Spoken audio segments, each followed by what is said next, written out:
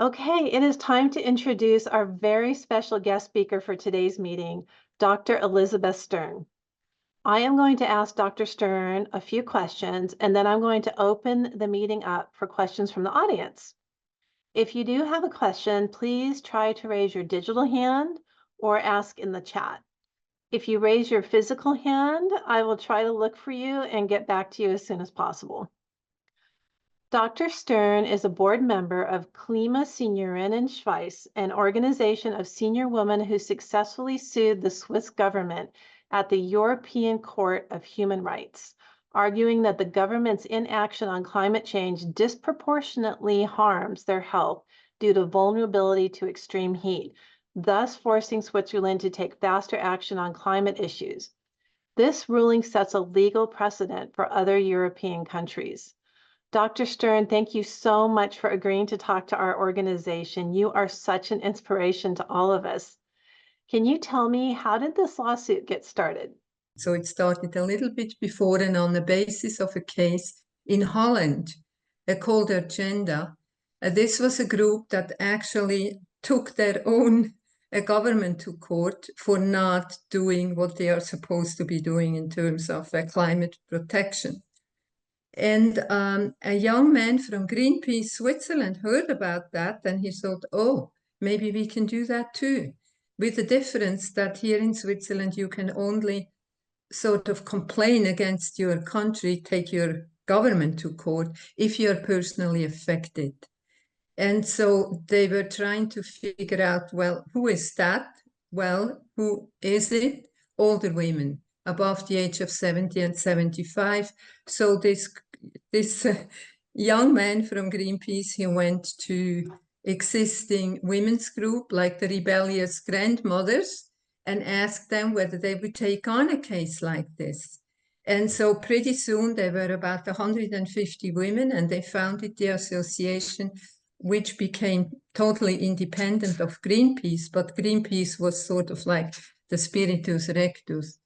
In any case, this was in 2016 then that the association was founded with about 450 members, and now we are, by the way, 3,500. Anyway, that was the beginning. And then step by step, I don't know how much I keep saying.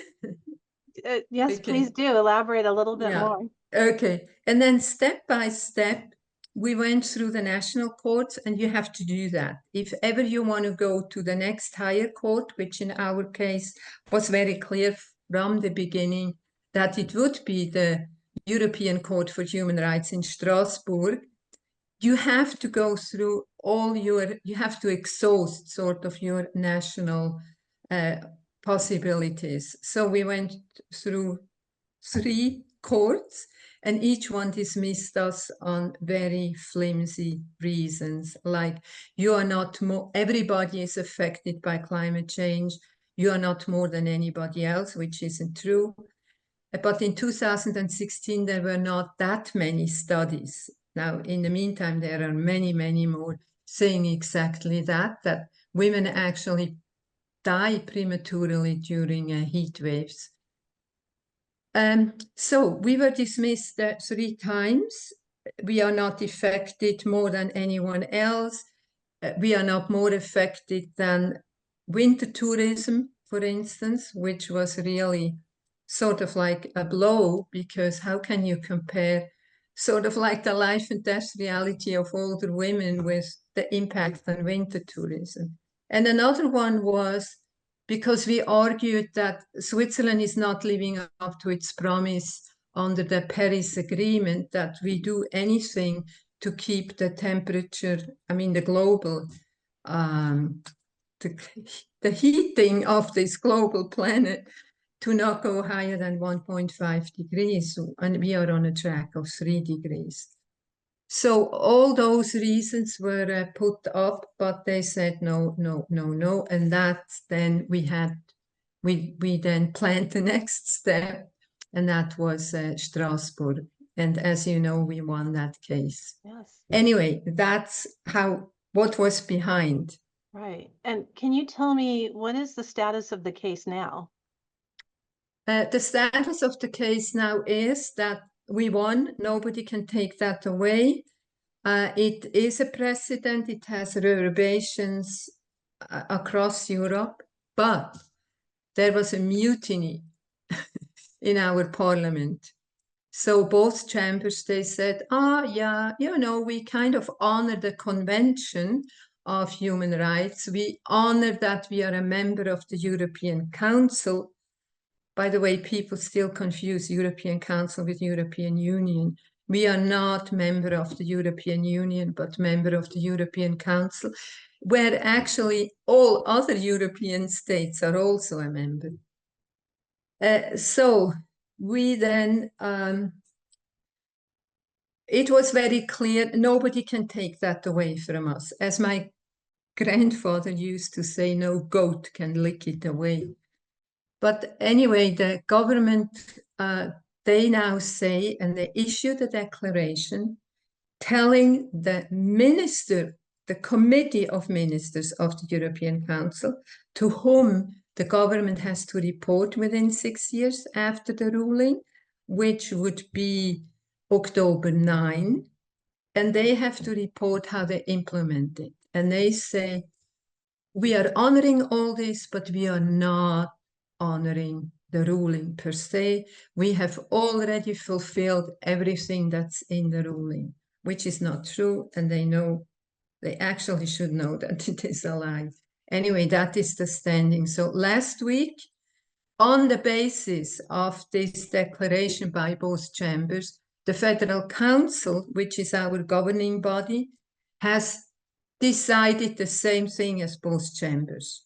Now we are waiting again. I tell you, we are so used to waiting. We waited 8 years for this ruling.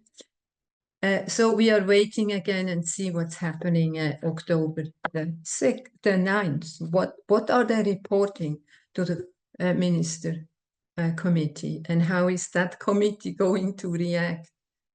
Wow. Well, we are right in the middle, it sounds like, of this history. Oh, yeah. Yeah. Yes. And also in October, fortunately that late, we wanted to do it in June, but then this mutiny came in our way. We are having a 3-day retreat where we are going to figure out what should be our next role. Because we were very successful now as a group of plaintiffs, but what is our next role?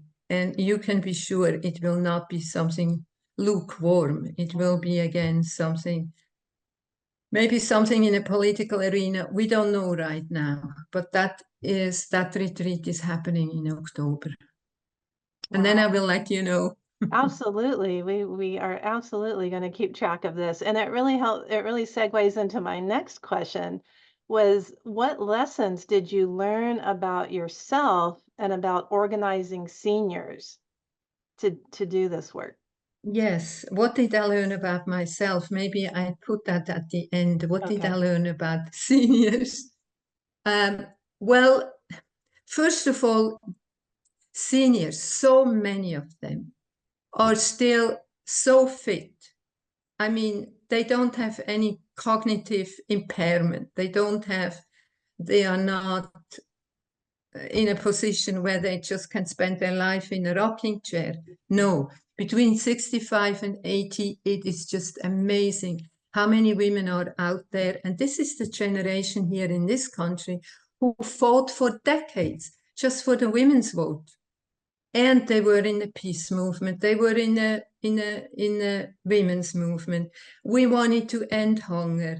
We were just, this generation was everywhere, active, dragging along their kids or now their grandchildren.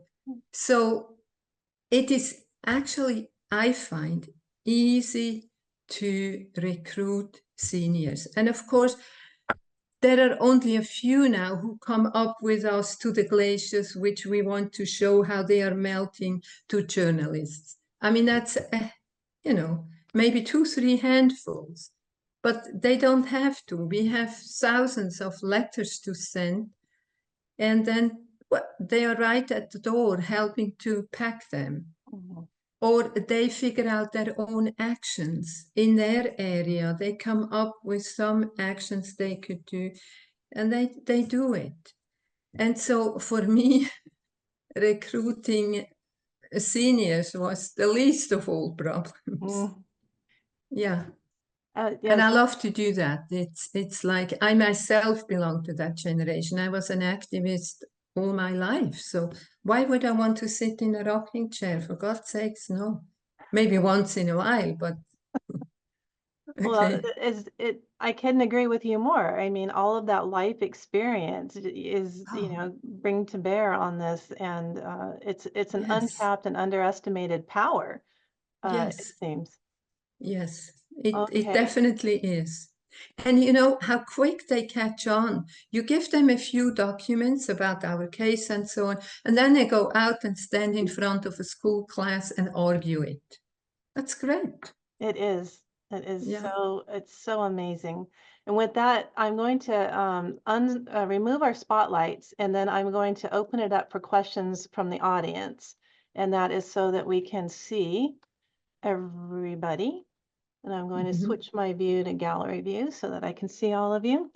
All right, we have a couple of questions in chat already, and that The, is, the um, chats I could not read. You would have to read that to me. okay, I will absolutely read it to you. How are you raising money for all of these lawsuits? Oh, that's a good question. How are we raising money? Well, I tell you, we still have incredible support by Greenpeace Switzerland in terms of communication, in terms of media, but also in terms of finances. So out of all the costs, we raise the KlimaSeniorinnen, we raise about 1/3 of the total cost, and the other 2/3 we get from Greenpeace. And that was, I think, one of the questions that many people ask about this whole legal process. I mean, it's great if you can bring an emotionally highly charged topic into sort of like the dry atmosphere of a court, okay? But that costs money, and that is then not very democratic. But anyway, yes, we raise it among our supporters, and we have many, and 2/3 of the overall cost we get from Greenpeace Switzerland. Yes, and that's Very the good. only way we could do it. The only way. Really, really good to understand that alliance is so important. All right, Yes. next up, Stu White from Hanover, and you are muted, Stu, so make sure to unmute. You're still muted, Stu.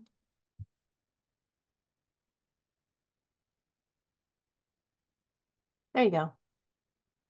Oh, thank you so much for this wonderful presentation. I actually meant to put this in the chat, but I was wondering what reaction has been around Europe to your victory at Strasbourg. Yes. So around Europe, the reception or the acceptance was, of course, much higher, excluding the UK. That's different. And it's also out of the 17 judges, 16 supported the ruling and one did not. And that was the judge from the UK. And it was funny, and I don't know actually whether one may say that, but on the same day I had 4 interviews with some British television and radio stations, and they said, well, if their British judge had voted for us, he would not have dared to come home. Wow. Okay. Wow. I thought that was funny. So the reception in Europe, and I can say now in terms of the press, very supportive. It is just, and also the press in Switzerland was very supportive. It's now just our sort of like more right-wing government, more from the middle to the right that we have, that has reacted differently and said, oh, no, no, no, no, we are not going to accept this. But yes, in some cases, courts are already deciding on the basis of our lawsuit. So it is serving already as a model or as a precedent. By the way, who was asking this question? I don't. And the one who just raised the question, would you Yes. hold up your hand for a second? You see him? Wave your hand, Stu. Oh, yeah, now I see it. Yeah, okay, thank you. Yes, I'm sorry, the squares are so little. Did that answer your question? Yes, it looks like it. Yes, you did. Thank you. It's very exciting.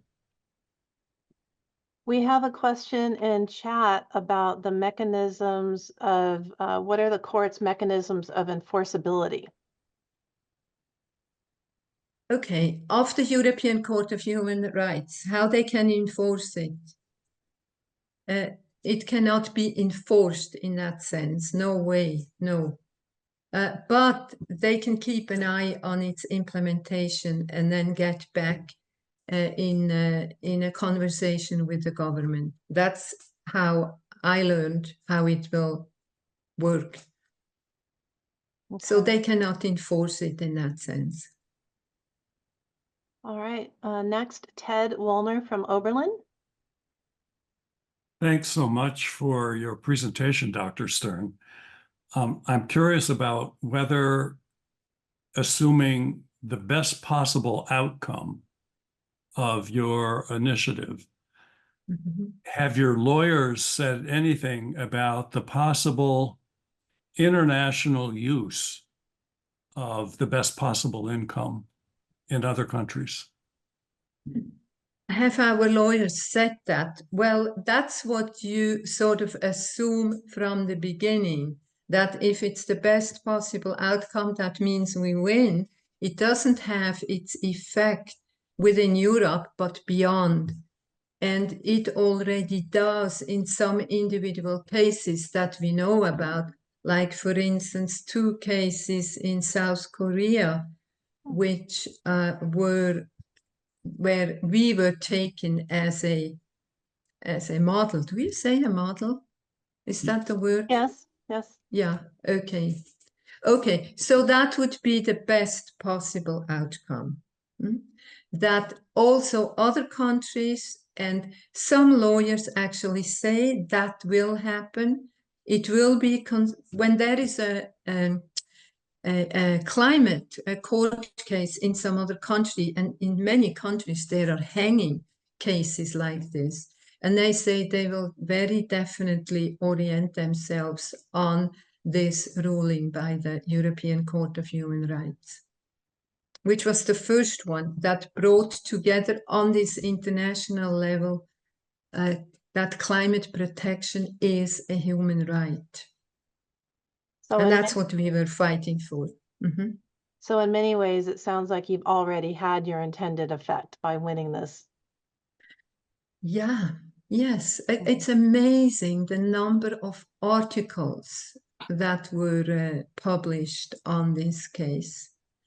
I mean, just the ones that we could count, and you never can, all of them, within just a few weeks, there were 3,500. Wow. That's a lot. That is impressive. All right, next up is Carol Jean Suter from Wake Robin, and you're muted, Carol Jean. I thank you too for this very interesting interview time. You've been very successful in mobilizing older women in your country. I'm wondering if in other European countries, if the same thing is starting to happen and they're showing what they can do to help address climate change. Yes. I, by the way, have a strong feeling that the access we have in this country to public transportation makes a big difference. Because it's so easy for us into every corner to take a train, to take a bus. So we are mobile. We do not rely on a car. So some of these older people, their eyesight might not be so good. I mean, even if they are still very fit in their head, but they are not driving a car anymore or should not. Okay. But like myself, I live half an hour east of Zurich, really out in the countryside. It takes me 4 minutes to walk to the bus, and then I get the bus and then the train, and I have this every 15 minutes. I mean, that's amazing. And when you ask me about other European countries, I think in general, I mean, there are also women who were activists all their lives, but maybe they don't have the same mobility. I don't know. But I could not tell you yes or no. I know in Germany they are very active. There are older women's groups that are very active. There is a group now of the European grandparents for climate protection. And they are becoming more and more active. I mean, they started on a European level just 2 years ago. I know in Sweden that they are very active. So Wonderful. does Thank you. that answer my Yeah. ambivalent answer? Does it Yeah, thank you. answer? Okay. All right. Next is Jeff Perrone from Enzo Village. Yeah, so I was wondering, it seems like the outcome of this process is primarily a sort of consciousness raising for the general population to really get the issues. As you said, you got a lot of media coverage, which is great. And, it just kind of occurred to me, I was wondering whether Kim Stanley Robinson's The Ministry for the Future, which is partially set in Switzerland, serve as an inspiration at all for your efforts. Now, you have to tell me who that is. Okay, What so was, Kim, you tell me. I learn here something new. I'm happy. But Yeah. when you say it's more like consciousness raising, we have gone past that. I think the consciousness, the knowledge is here. Everybody knows that this planet is on fire. We really have to do a lot and not just a little bit.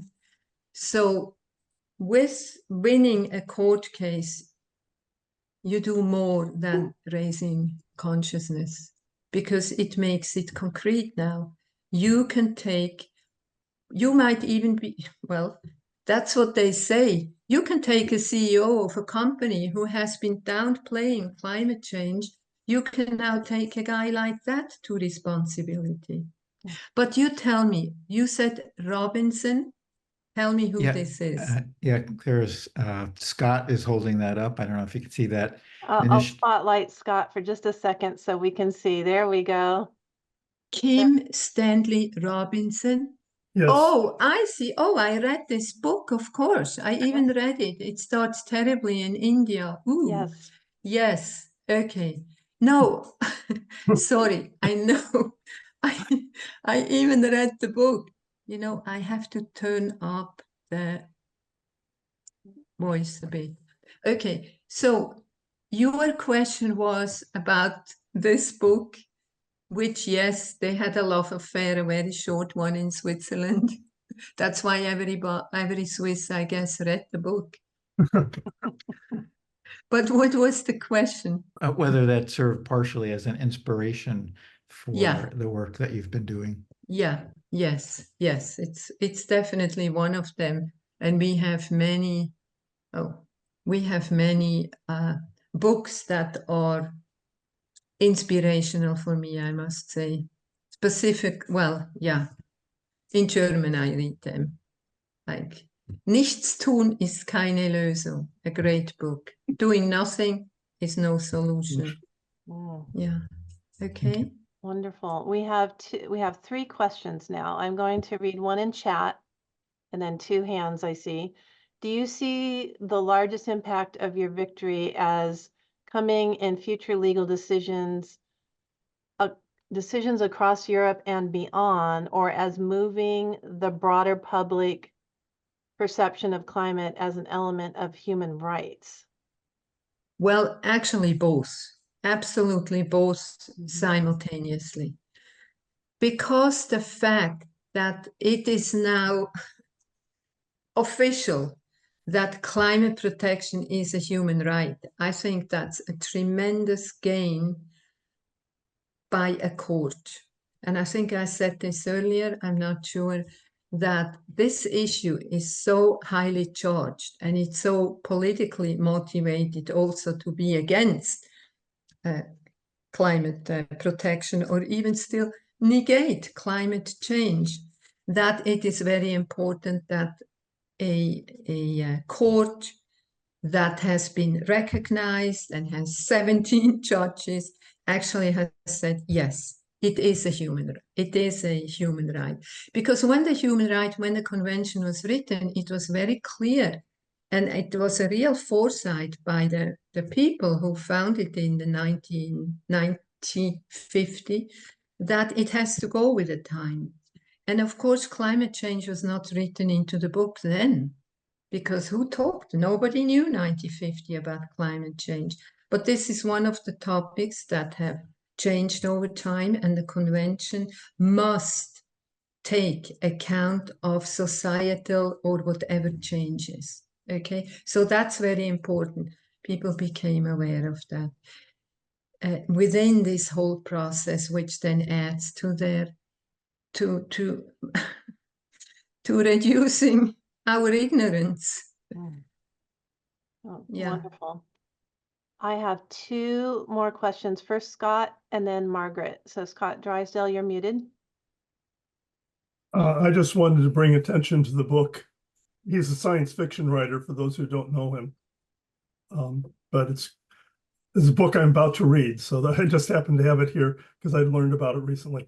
I'm in the middle of rereading it right now. It's sitting next to me with a bookmark in the middle of it. It's an excellent book. All right, Margaret Powell from Hanover. And just so you know, Margaret Powell is one of the founders of SAFE. So this, Margaret, if it weren't for you, we might not be here. Oh, thank you. I wanted to ask our speaker, by 2030, what would she like to see that has happened by that time? Yeah, good question. I would like, now I begin small. I would like to begin small, that Switzerland acknowledges we need a CO2 budget, on the basis of which we then have an effective climate policy that goes beyond 2030. Okay. I would like every country, because no country has a CO2 budget that deserves the name, that every country has a CO2 budget, which we will need because scientists tell us that's the way that can save us. If we have a CO2 budget, then we know how much more can we emit into the atmosphere, and where we have to absolutely cut down on our activities. Okay, that I would like to see. Like right now, for instance, Switzerland and all other countries, they use up more than they should. So that I would like to see, and I would like to see that, I don't have grandchildren yet, that if I have grandchildren and all other grandchildren, that they actually experience 2030 like I did 1950. That they have an environment that lets them breathe and not just be overly heated. They don't have to run away from forest fires that are more than what we had, and so on. No floods, that all those islands in the South Pacific actually don't go under, but the people there can survive. That's their home. That's what I want to see by 2030. And that's 6 years. So we have to speed up. And that's what the KlimaSeniorinnen really are doing, just kicking the behind of many people. Sorry for that expression. No worry, no need to be sorry. It's exactly what we need to do. I have a question in chat. What are the climate effects what are the primary effects of climate change in Switzerland? The primary effects, what you can see, the glaciers melting. When I was a child growing up, what did I learn? That our Swiss Alps are the water castle of Europe. The water castle of Europe. Okay? Now we have so many glaciers that melt rapidly. Like one close by where I grew up, it's called the Pizzol Glacier. It's gone altogether, doesn't exist anymore within my lifetime. So that's where it's the most noticeable. It's the water is just running down from those glaciers, just, yeah. And we are trying to even cover them up during heat waves with big pieces of cloth that should reflect back the sun. I mean, can you imagine how expensive that is? Yeah, so it's the melting of the glaciers of our water reservoir, of our water castle of Europe. Wow, When I very, was in school and we had 3 days in a row 30 degrees, we got so-called hay holidays. Hay from haying. I grew up on a farm, by the way, an hour east of Zurich. So 30 degrees. Now, if you have 30 degrees, I tell you, that's nothing. We begin to complain at 35. And you in California even have to live with 40. But then we don't have air conditioning. That's not something that's known in this country. So even at 35, you make sure you close the windows at 10 o'clock in the morning. Don't open them up before 11 o'clock. And fortunately, because I live out in the country and I have here the trees and the meadow, it cools during the night, so I can sleep. But many older women who live very often on top, where the apartments are cheaper, and that's also where it's very hot. And yeah. So it is an actual very real health risk, severe health risk. It's a severe health risk. Women cannot take as much heat on the average as men. Men evidently can take up to 6 degrees more than women. Women don't sweat, not sweat as much, so they don't transport the heat away from the body. So in 2003, when we had this incredible hot summer all over Europe, there were premature deaths of 60,000 all over Europe. Wow, That's a lot. it's absolutely stunning. Yeah, yeah. So it is a fact. It is a fact that older women, somehow physiologically, their body does not adapt well to the heat. Older men suffer also. Babies suffer. But we could only take the case on for being personally affected. You cannot take it on for somebody else. All right, next, Stu Graves from Wake Robin, and you are muted, Stu. There you go. I thank you very much. I, along with everybody else, find this very encouraging to listen to you. My question is, when you talked about a CO2 budget, were you talking about amount of CO2 that could be equivalents that could be allowed to be created? Or were you talking about an amount of money that the government was allocating to take care of CO2? Yeah. Yes, yes. Good question. So when we talk about the CO2 budget, we always mean it in relationship to the overall CO2 that we can still let out into the atmosphere and yet consider the 1.5 global heating, that we don't go beyond that.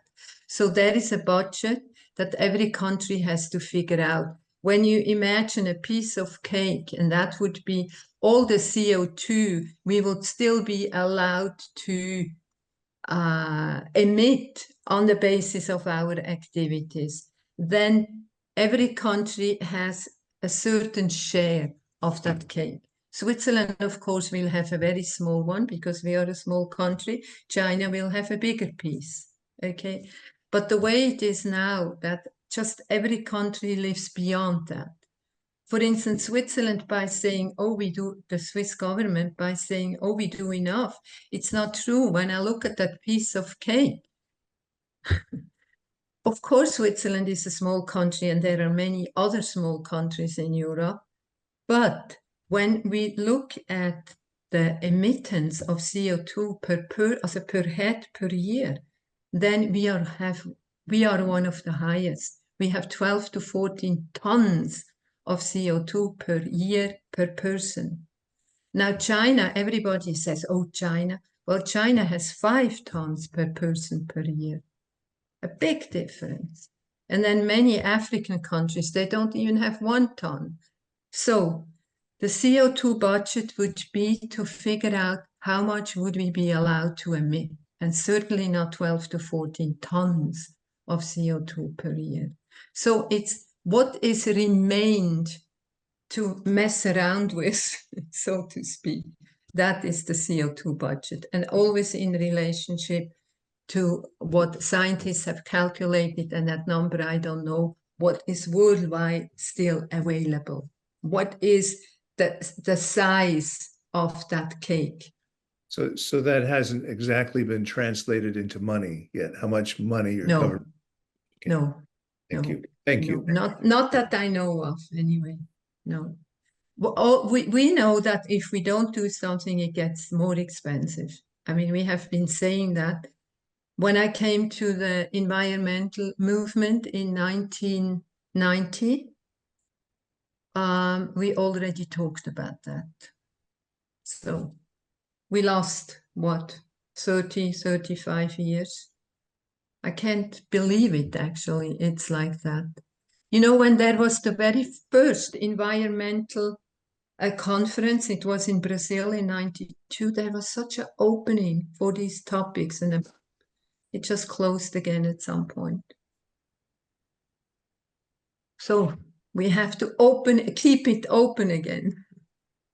Well, I think everyone should really listen and remember this phrase, CO2 budget. This is something that we really need to understand. And as far as our communities go, we really look at what we call a carbon footprint. But there's some, it's not exactly the same, but it's No, the it's same concept, Yes, that's right. Yes. Yeah, we were also talking about the personal footprint. That's, yeah. Yes. Yeah, that is really that topic. I mean, that is what every country should take on. Do that CO2 budget. Mm-hmm. And and there are so many complicated and simple explanations on the internet. If you Google whatever you do, CO2 budget, and then you have the cake, and you have the bathtub, you have different images, how to explain it in schools, for instance, or also to adults. Yeah. I did recently here in Zurich a so-called TED Talk. I guess you probably know more than Europeans what the TED Talk is. Yes, absolutely. And there, yeah, it was great. It was really quite an experience. And there I also talked about this CO2 budget. And I found a very engaging and simple explanation on the internet. Wonderful. We are definitely in the business of doing that work, one senior living community at a time, and modeling that work for other communities to take this on, not unlike a college or a university would do. Yeah. Well, Dr. Stern, we are so grateful for spending time with us. It is probably supper time in Switzerland, I would imagine. So what I'd like to do is invite you to stay with us if you'd like to. If not, we completely understand. I have more questions in the chat.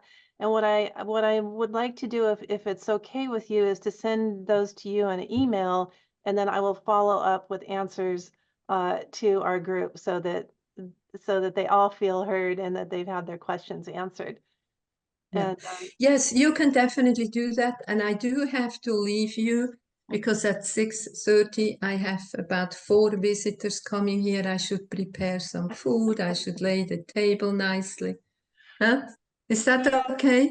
Yes, So- and we are so grateful. I mean, this is an unbelievable inspiration for us. I can't even Oh, tell you. you are so generous.